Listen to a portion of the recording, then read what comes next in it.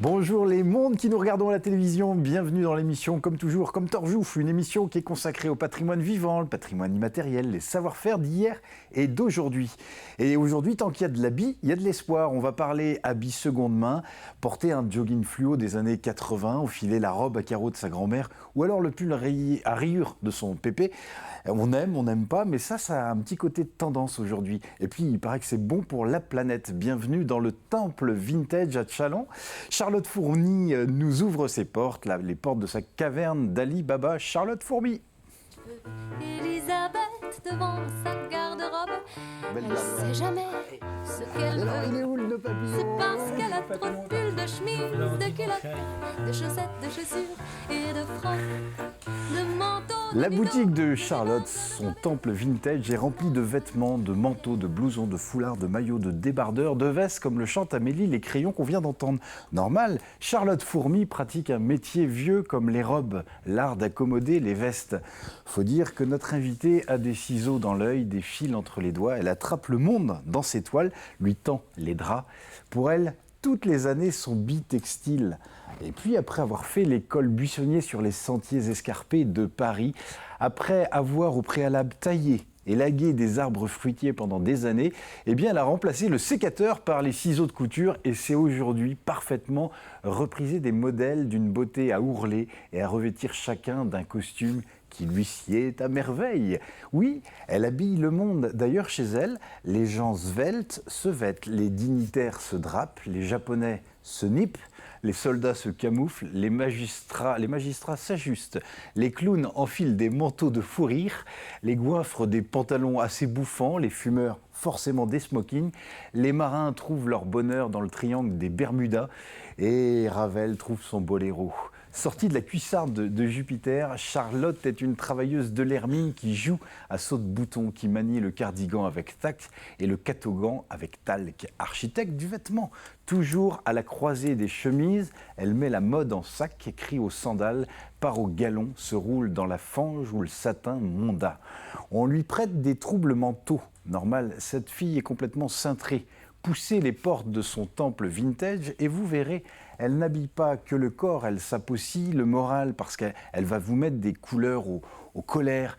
Une directrice de théâtre, elle va écrire des pièces de tissu sur mesure, brûler les hanches, toujours dans les feux de la vampe. C'est une habilleuse costumière. En ces périodes de consommation frivole, addictive, où on nous vend à tour de bras des vêtements démodés en 2 mois, déchirés en 3 mois, eh bien voilà qui invite à réflexion sans vouloir jouer les arriérés, refuser la modernité. Ce temple, outre le plaisir de remonter le temps, nous invite aussi à porter un regard éclairé sur la modernité, dont la mission n'est pas toujours d'habiller, de simplifier les choses. Parfois, on a l'impression qu'elle crée des besoins inutiles et encombre nos armoires et autres vides-greniers des bons coins. Je dis ça, je dis rien. Alors, si vous aimez chiner, fouiller, eh bien remontez le temps, eh bien venez faire un tour dans sa boutique. Quel est le concept du temple vintage? Comment est née l'idée? Qu'est-ce qu'on peut y trouver? Voilà, autant de questions que nous allons poser à notre invitée. Charlotte Fourmy, bonjour. Bonjour. Bienvenue. Merci. Et vous êtes venue avec plein de fringues? Oui, j'ai ramené quelques petits échantillons, une petite partie. Qui datent de... C'est de seconde main? Oui, Ouais. tout est seconde main chez moi. Donc en général, j'essaye de me baser sur les années entre 80 et 2010. D'accord. Pour l'instant, puisque c'est plus ma période par rapport à mon âge. D'accord. Je vais éviter d'aller dans les domaines que je connais pas trop. Donc là, j'ai ramené un t-shirt. Vous avez une robe aussi qui date des années 80. D'accord. Toute rayée. Du velours, du jean Levi's aussi, qui revient beaucoup à la mode. Et surtout, le jogging nylon Très bien. qu'on a tous porté. Alors, avant de poursuivre notre conversation, je vais vous présenter nos 2 chroniqueurs. Ce sont des premières mains. Oui. C'est des top modèles. Rien les habille. D'ailleurs, Ouais, c'est Jean-Pierre vrai. Bertrand et puis Jean-Pierre Pouvreau, je vois que si vous avez envie d'enfiler des vêtements au cours de l'émission, n'hésitez pas, servez-vous. Hein. Enfin, vous avez mis un beau nœud papillon. En fait, quand vous savez plus quoi faire de vos bouchons de liège, vous en faites des nœuds papes. Oui, parce que j'ai une petite cave dont je profite régulièrement à dose homéopathique, Oui. bien sûr. Bien sûr. Hein. Et alors, donc, évidemment, pourquoi pas un nœud papillon C'est magnifique. en bouchon. peut-être Non, toujours... c'est pas moi qui l'ai fait. Ah, c'est vrai, non, Coton. c'est beau. Mais les super- Mais finalement, c'est Ouais. aussi de la seconde main. Enfin, Oui, c'est de la récupération. Oui, c'est de la Bien sûr, récupération. Mais c'est sûr, tout ce qui était d'hier. Mon père était tailleur et les costumes qu'il faisait, c'était de grande, grande qualité. Et c'est vrai que ça, c'est dommage de ne pas les reproposer à la vente. C'est vrai. Complètement. Ouais. Faut conserver. Jean-Pierre Chaland vous a inspiré. Oui, parce que c'est du poulet noir de Chaland. Et pourquoi du citron? Parce que c'est un produit actuel, c'est la saison des agrumes, les citrons, les pamplemousses, les oranges, etc. J'en oublie. Et donc, un poulet au citron, c'est une recette simplissime à faire et dont le ramage ravira vos papilles. Oh, c'est bien dit, ça donne envie, ça met en appétit. Jean-Pierre Bertrand, bonjour. Bonjour. Oui. Ça va-t-il? Ben, on va vrai. On va vraiber. Bon, on va comment les mener. Et c'est bien mené à Arexpo. Avec plein de j'imagine, Ben, sur c'est un sujet comme les vêtements. Le sujet, les fringues, les femmes. La couture. Comment passer à côté, c'est pas Ouais. possible. Ouais. Donc j'ai choisi deux témoignages parce que je les ai trouvés intéressants, puis qui donnent aussi des informations pour vous. Bon, c'est quand même d'avant 80 parce que là, l'une des dames est née en 1909, puis l'autre en 1915. Donc on va se situer dans les années 30 parce qu'elles étaient toutes les deux couturières. Voilà. Sans doute des périodes aussi où avant On le verra plein grand de photos. public, et puis que le Ouais, grand ouais. public change de tenue et achète, on reprisait, on fabriquait peut-être. Ah ben, on fabriquait. On fabriquait. Bon, on en parle dans un instant. Charlotte, le concept du temple vintage, donc c'est à Chaland. C'est ça. C'est quoi exactement ce concept? Alors, on nous en avait dit quelques mots en apportant les vêtements, mais on est sur de la deuxième main, c'est On ça? est uniquement sur de la seconde main. Ça veut dire que chaque article a déjà une vie. Il a déjà été porté par quelqu'un. Ouais. Je trouvais ce concept plutôt sympa, puisque maintenant, au niveau des qualités de tissu, c'est vraiment la catastrophe. C'est vrai? Ça Ouais. s'est dégradé? Ça s'est beaucoup dégradé. Notamment, je vois le t-shirt coton maintenant. Au niveau du grammage de coton, il a beaucoup baissé. Ouais. On fait 3 lavages. Le t-shirt, il est plus valable, quoi. Ouais. Des vêtements jetables quasiment. C'est ça. Et même dans les grandes marques, je veux dire, Ah oui tout ce qui est jogging de marque, on va les laver 4-5 fois. Soit ils vont rétrécir, soit ils vont perdre la couleur. C'est affreux. Et du coup, quand on est sur des articles des années 80, 90, on a une autre qualité de tissu. La qualité n'est pas du tout la même. Enfin, même au niveau qualité coton, si vous touchez ce t-shirt, le grammage est beaucoup plus épais. Et au niveau de la teinture aussi, ça n'a rien à voir. Mais parce qu'on est sur des vêtements de marque peut-être, non? Oui, je fais aussi des vêtements de marque, mais pas que. D'accord. J'essaye vraiment de cibler une clientèle qui peut, quand elle vient, trouver n'importe quoi, Ouais, en fait. ouais. Et alors, cette clientèle, c'est qui? Alors, cette clientèle, ça va être beaucoup de gens de 24, curieusement, jusqu'à 65 ans. J'ai énormément de personnes à partir de la cinquantaine jusqu'à 65 ans parce qu'elles retrouvent plus ou moins des vêtements qu'elles ont portés ou que leurs enfants ont portés. Et on est hyper nostalgique de cette période, en fait. C'est curieux, hein? J'ai un petit-fils, moi, qui m'a demandé mes pantalons. Ah oui. Il a 13 ans Ouais. et il porte des pantalons de son père. Excellent. Ouais, moi, je Ouais. récupère les vestes en jean de mon père. Enfin, il a 78 ans, les débardeurs. Enfin, le coton n'est pas le même. Et puis, je sais pas, il y avait un style. On était habillés super bien et personne n'avait les mêmes choses. Ouais. Maintenant, on est tous habillés pareil. On fonctionne comme ça. On est. Ah ouais, c'est sûr. Et comment est venue cette idée, cette envie? En fait, j'ai commencé, moi, au début de ma carrière, dans les années 1997. Je suis partie sur Paris, où j'ai travaillé pour des fabricants du sentier. Ça veut dire que c'était des fabricants. Donc, j'ai travaillé pendant 7 ans avec des fabricants. Et j'ai toujours aimé le prêt-à-porter.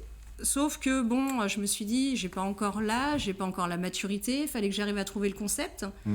Et là, maintenant que mes enfants sont grands, je me suis toujours habillée, moi, en seconde main. Je fais tout ce qui est Emmaüs, les D'accord. dépôts-ventes. J'ai toujours aimé fouiner, j'adore ça.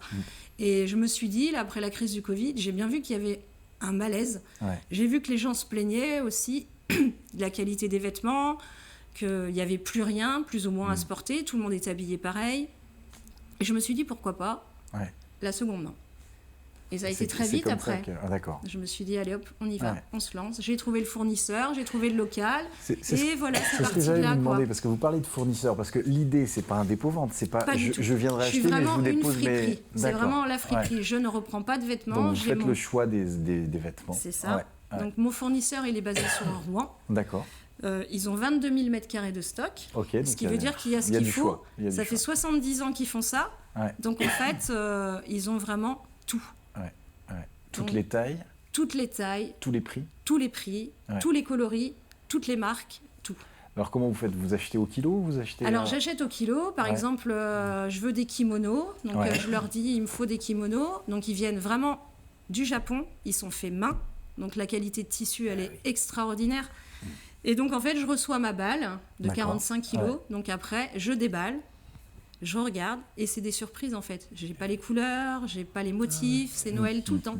Ah ouais. Et c'est comme ça pour tout ce que je reçois. Je commande du pantalon en velours, je connais pas les tailles, je connais pas les couleurs, D'accord. je connais pas les modèles. Ouais. Donc c'est génial. Moi j'adore. Ouais. Et les clients adorent aussi Oui. puisqu'on peut tomber sur des pépites. C'est super quoi. Ah oui, oui. Homme, femme, Homme-femme. enfant. Enfant, non, je peux pas, Non, ma boutique pour- est trop petite Ah oui, c'est d'accord. pour l'instant. Ouais. J'ai 65 mètres carrés et là la boutique est déjà Elle bien est déjà remplie. bien remplie. Ouais, ouais. Ouais. Ça va Ouais. très vite, on se rend pas compte, mais les vêtements, ça Ouais. prend de la place. Hein. Bah oui. Oui. Je parlais en billet d'intro de vos qualités de couturière. Oui. Quand vous passez commande auprès de votre fournisseur, Oui. est-ce que vous retouchez les vêtements après? En général, j'essaye de prendre chez mon fournisseur, il y a 3 catégories de vêtements. Ok. Il y a le grade A, grade B, grade C. Le grade A, il y a quasiment pas besoin d'y toucher. C'est vraiment de la C'est marchandise nickel. qui a déjà Ouais. été portée, mais elle est nickel. Ouais. Le grade B, il peut y avoir un défaut au niveau de la fermeture, un petit accroc, un bouton qui manque. Donc moi, je ne couds pas du tout. Ah oui. C'est ma belle-maman qui fait tout ça, Vive qui belle maman. adore. Ah ouais. d'accord. Et ça la déstresse. Elle adore faire ça. C'est bien. Donc c'est Ouais, ma belle-mère. ouais, Et ouais. pour le grade C, j'en prends pas du tout puisque c'est plus axé sur les kiloshops. D'accord. Vous voyez Ouais. donc, Ok. Ouais. donc voilà, moi c'est plus du A et du B. Ok. Mais ça arrive qu'il y ait des petits Et vous, défauts. et vous dites, je prends pas pour les enfants parce que j'ai pas la place. Oui. Vous êtes situé à Chaland, en plein cœur du Du centre Non, j'ai Non. pas voulu me mettre dans le Ah, centre. c'est un choix. Oui, c'est un choix. Ouais. J'ai pas voulu parce que trop de monde, je me dis trop de magasins tue le magasin. Ouais. Et donc j'ai voulu m'excentrer un petit peu pour que L'idée de les se gens démarquer. viennent pour moi, D'accord. en fait. Ouais. Et donc je suis en face du clocher, à côté des pompes funèbres. Je me suis dit, ça peut être bien. Ça s'appelle le temple. J'ai les pompes funèbres Tout et j'ai va l'église. bien. Je me Eh, suis si dit, c'est pas ça maman calculé, ça. c'est celui-là qu'il faut prendre. Quoi. C'était ça. Et j'ai vraiment eu là. le coup de Ouais, cœur. Ça a été Ouais, le ouais. coup de cœur. Vraiment. Ouais. Ouais, donc c'est pour ça. Et du coup, tous les prix, on peut approcher. Je vais partir par exemple, premier prix, ça va être 5 € pour un foulard. Et Ouais. je vais jusqu'à 110 € pour un perfecto. Mais un bon perfecto marque américaine en cuir de cheval. D'accord. Donc voilà. Ouais. Mais on a vraiment tous les prix. Hein. Ça va être du 20 € pour certains pantalons, 45 pour le Levi's, qui reste très abordable. Ouais, Parce oui. que la qualité du jean n'est Elle pas est du super, tout la même ouais, que ouais. même encore maintenant. Ah oui. Donc Ouais, c'est vraiment, le t-shirt c'est 14 €, la chemise coton 22 €. Donc on est vraiment dans une gamme de prix assez abordable. Quoi. Et vous retravaillez sur mesure, si par exemple un ourlet Non, ou- pas du tout. Du tout. Non. Mais les gens, ça les dérange pas en fait. Ok. Ouais. C'est. Ouais, parce qu'ils s'y mettent en fait. Ils se mettent à coudre, ils se mettent à Ouais. remettre un bouton. Ouais. Il y a Marie-Jo Couture, Fenouillet, qui fait que ça, c'est pas la seule. Elle Aussi, fait- ouais. Ah ouais. Mm. Ah ouais. Et à votre connaissance, il y a d'autres boutiques en Vendée ou sur Chaland? Est-ce que vous êtes l'unique Dans ce concept-là, je Dans suis ce- l'unique. ouais. Après, il va y avoir un dépôt-vente, c'est pas du tout la même qui n'est chose. pas la même chose? Il y a un Ouais. dingue de fringues aussi, mais Ouais. eux, ils font plus appel à des dons. Ouais. Donc c'est pas pareil. D'accord. C'est pas la même chose. Ouais. Vous vendez des nœuds papillons? Non. Non. Mais Ah. je lui ai dit, je l'ai pris en photo parce que je me suis dit, franchement, il est vraiment très chouette. Ouais. Hein. Ah ouais, Et il y les a- lunettes aussi, c'est pas mal. Vous pouvez emmener le bonhomme. On va faire les mais on le vend pas. accessoires. Je fais On le pas vend pas. d'accessoires encore. De la casquette, mais Ouais, moi je suis en solde. Il ferait un très bon mannequin dans la vitrine. franchement, oui. Ah oui. Vitrine Ah, mais allumée. j'amènerai mon sourire et ma joie de vivre. Ah, Ouais, mais c'est ça, elle est surtout ça, communicative, ouais. mais on a une condition, c'est que vous nous le ramenez à chaque fois. Parce qu'on y tient. On y tient tellement que c'est même à son tour de parler. Allez, on passe à table, Jean-Pierre. Voilà, le poulet noir de Chaland avec un produit de saison qui est le citron. Et bon, le poulet de Chaland, c'est un poulet de qualité. Il faut prendre du labellisé, bien sûr. Alors, il faut prendre des gros poulets. Les gros poulets ont un goût qui est arrivé plus à maturité que les petits poulets. Alors, il ne faut pas hésiter à prendre un poulet de 1,4 kg, 1,5 kg. Alors, ou on le coupe en 7 ou 8, 10 ou 12 morceaux, ou on le fait couper par son volailler, ou alors on prend des cuisses de poulet noirs qu'on peut trouver également, qui sont le poulet est vendu en pièces détachées, on peut tout acheter. Et les filets, les cuisses et le reste, tout. Voilà. Alors, le poulet au citron.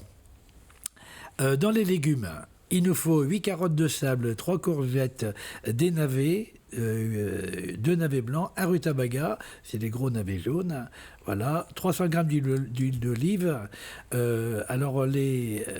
et des olives avec noyau, parce que le noyau de l'olive donne un goût. C'est comme l'os dans la viande, l'os donne un goût. Alors si on enlève ça, on se prive d'un goût complémentaire qui fait vraiment où on a de l'appétit, on a envie d'en reprendre et d'en remanger. C'est la petite nuance qui fait que ça... Ah, mais c'est bon, quoi. C'est bon. Faut garder. C'est que des nuances. La cuisine, c'est que des nuances. Hein. Et alors donc, pour saupoudrer le plat, il y a des noisettes à griller et des pinons de pain. Voilà. Du bouillon de volaille, 60 grammes, du miel. Donc d'abord, on met les citrons confits. Je vous donnerai plus tard la recette des citrons confits qui sont basiques à faire. C'est le moment de les faire. On est en pleine saison. Hein, vous pouvez les faire à l'avance et les conserver, il n'y a pas de problème. Un bâton de cannelle ou de la cannelle en poudre. Et puis un peu de bouillon de volaille. Donc ça, on le monte on le fait mijoter un petit peu, 3-4 minutes, voilà. Et ça servira pour mettre dans le poulet. Alors les épices, 3 grammes de curcuma, une pincée de safran, 1 gramme de cumin, 2 grammes de gingembre, une botte de persil, de l'huile d'olive et du beurre. 120 grammes, 50-50. Moi, j'aime bien mélanger les produits. L'huile d'olive et le beurre. Le beurre, ça rajoute un espèce de goût différent qui se marie très très bien avec l'huile d'olive. Il faut oser le mariage, en fait. Faut oser les mariages. Surtout à l'heure actuelle, il faut oser tous les mariages. On est là pour s'entendre. C'est bien, c'est bien. C'est votre acte militant. Voilà, on est là pour s'entendre. Voilà. Et alors, donc, dans un faitout, on fait revenir les cuisses de poulet ou le poulet entier dans l'huile et le beurre, bien coloré. Après, on rajoute l'oignon, l'ail, les épices que je viens de citer, bien rissolé, et du miel. On mouille avec du bouillon de volaille et on met le tout à cuire au four pendant 60 minutes que ça mijote tranquillement. Un four à 180 degrés, voilà, bien couvert dans une cocotte. On retire les poulets une fois cuits et là on rajoute notre mélange de citron confit et d'olive avec la cannelle. On les rajoute dans ce jus de cuisson. Et donc on fait remijoter tout ça tranquillement. On goûte. Sel, poivre, il faut toujours goûter en cuisine. Moi je goûte avec le doigt. Voilà, souvent, ou avec une cuillère, bon, tout est permis. Les mains, quand on fait la cuisine, tout est bon, parce qu'on est sans arrêt les mains dans l'eau, à se laver, on a les produits. C'est vrai, il faut savoir ce que c'est que cuisiner. On a toujours les mains propres par obligation, on ne peut pas le faire autrement. Hein. Voilà, et on saupoudre de pinons de pain et des noisettes grillées. Et là, avec du pain au levain, rassis, j'allais dire. Alors là, c'est comme du vintage, hein, ça, le pain au levain rassis. Ça fait 10 ans que j'en parle. Vrai, dans les écoles, j'ai donné des cours de goût autrefois, et je parlais déjà du pain rassis. Voilà. Et donc, n'hésitez pas à avoir un bon boulanger qui vous fait un pain avec des farines sélectionnées, qui fait du pain au levain. Vous verrez, vous serez comblé. Et un pain rassis ne moisit pas. Non.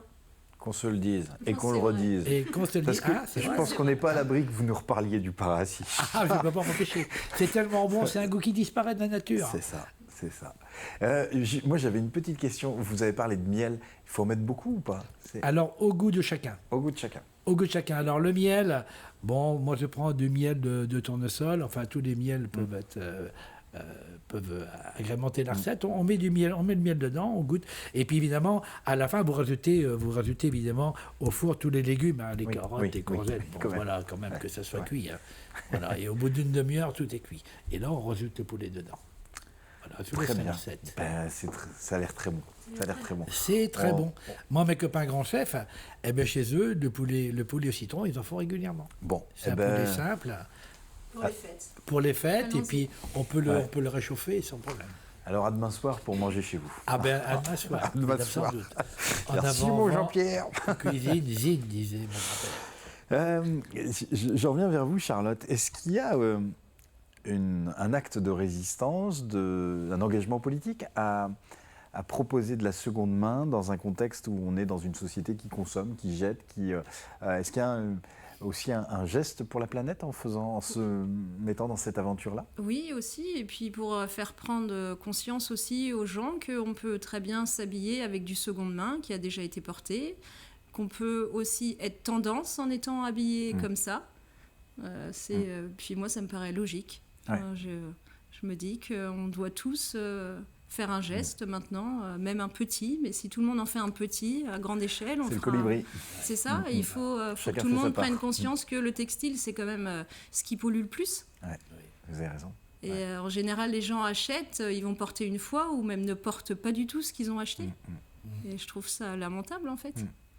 Et comment vous faites connaître? Est-ce que vous travaillez sur les réseaux et aussi des réseaux, je pense à des gens qui font eux-mêmes leur lessive, enfin qui fabriquent leur lessive, qui pourraient être aussi ce même public soucieux de la planète. Ouais. Est-ce que vous arrivez à croiser des réseaux? Comment ça se passe? Non, Comment pas vous pour faites connaître? l'instant. Là, j'ai commencé un petit peu sur Facebook et Insta, mais Ouais. c'est vrai que moi, je suis pas trop réseau, j'ai un petit peu de mal, parce que c'est vrai, je suis pas née dedans, moi, donc il faut vraiment s'y mettre et c'est assez compliqué. Ouais. Quand on crée son entreprise, il faut absolument faire de la communication. Et je pense que c'est la partie la plus difficile, en fait.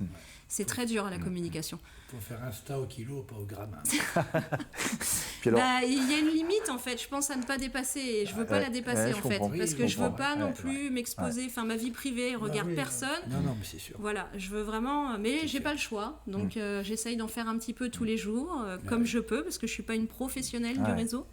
mais ça veut dire que ça se joue aussi sur la vitrine, comment on attire le public, comment on attire le regard. Ben, Donc j'ai des vous avez- mannequins, ouais. je change mes vitrines à peu près tous les 15 jours, Ok. ensuite j'ai mes cartes de visite, j'ai mes flyers, Ouais. et puis le bouche à oreille commence à bien marcher aussi, c'est surtout ça. Ouais. Les gens, s'ils sont contents de l'accueil, s'ils sont Ah oui, contents c'est de la sûr. marchandise, Et Ça va. comment vous organisez votre boutique?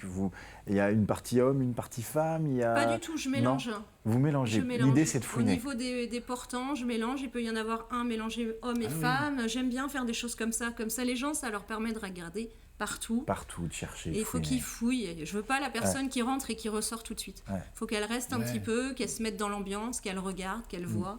Et ça, j'adore. Ouais. Donc, je change mon magasin régulièrement, toutes les semaines à peu près. D'accord. Ouais. Ah. Oui. Ouais, ouais. Alors on va marquer une petite pause. C'est notre autre Jean-Pierre, tout aussi précieux, notre Jean-Pierre Bertrand, qui va faire un bond dans le temps et nous parler des habits, de la couture. C'est de bouche à oreille. Jean-Pierre. Oui, le sujet d'aujourd'hui est quand même un sujet qui, avant les années 60, a été particulièrement actif, puisque les vêtements des grands, on les taillait pour le plus petit, puis du Ouais. plus petit jusqu'au dernier bout, et on tapinait. On tapinait. C'est-à-dire qu'on rajoutait des pièces là où c'était abîmé. Hein, Je donc, vois le sourire de Jean-Pierre. Ça marche encore maintenant. ça marche encore maintenant. Donc voilà, et les deux personnes qu'on va entendre Oui. ont toutes les deux couturières. Et en écoutant tout ça, ça m'a appris aussi des choses. C'est qu'en fait, dans nos campagnes, c'était des couturières qui allaient de maison en maison faire le vêtement des femmes et des enfants. À domicile. À domicile. Voilà. Elles faisaient les chemises pour les hommes. Sinon, pour les hommes, on achetait soit pour le costume de noces chez le tailleur, Ouais. mais en général, c'était comme ça. Et puis, pour la seconde aussi, c'est qu'il y a une période. Et je ne vais pas le dévoiler, on va entendre. On va les écouter. On va entendre Andrea Giraud, qui est né en 1915 à Saint-Cyran-Talmondet et qui va nous parler des productions selon les saisons. On écoute. Ici à la campagne, des blouses, des robes aussi, quand même au moment de Pâques, on faisait des robes, Il y avait des saisons, il y avait plus de travail. Ah oui, au moment de Pâques, oh là là. Pourquoi il y avait plus de travail au moment de Mais parce qu'autrefois, à Pâques, c'était l'habitude, les gens traînaient quelque chose. Il fallait quelque chose de neuf. Dans le moment, il y avait la robe ou le tailleur. Alors, ils n'achetaient pas tout fait, hein, c'est pas question. Ils achetaient du tissu et on faisait ça. Des manteaux aussi.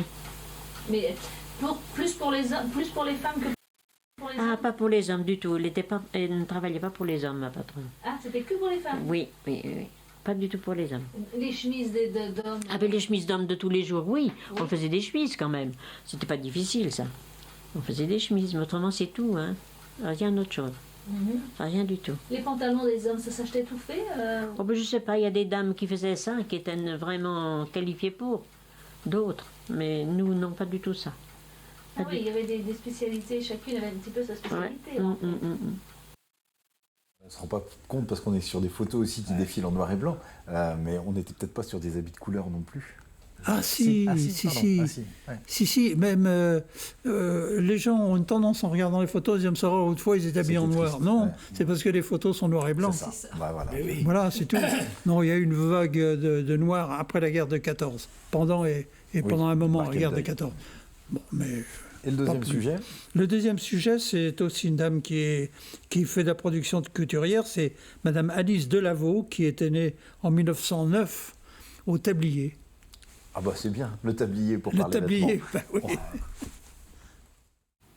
Qu'est-ce qu'on fabriquait beaucoup à cette époque, à part les robes de mariée? Oh, des manteaux, des tailleurs. Quand c'était pour se marier, vous savez, c'était jamais trop beau. Parce que t'as toujours des robes blanches, et puis un garni de dentelle, et tout ça. Oh, c'était bien. Oh, je vous dis, c'est vieux. Et les modèles alors? Les modèles, comment on avait les modèles? Mais on avait des catalogues. On avait toutes les semaines, la patronne recevait son catalogue. Et puis il y avait ce qui était nouveau, quoi, des nouveaux. Ça passe vite, me dit Charlotte. Effectivement, c'est déjà la fin de l'émission. On fait un petit bond dans le temps et puis on peut continuer de faire un petit bond dans le temps. Les années 80-90 sont mises à l'honneur au Temple Vintage chez Charlotte Fourmy à Challans. L'adresse est prise. Merci beaucoup de votre visite. Je vous en prie. Merci Bon à vent. vous. Et puis, merci les Jean-Pierre. Ah et non, puis, c'était un on bonheur. a pour habitude de dire Abétou. Alors, Abétou. À toutes.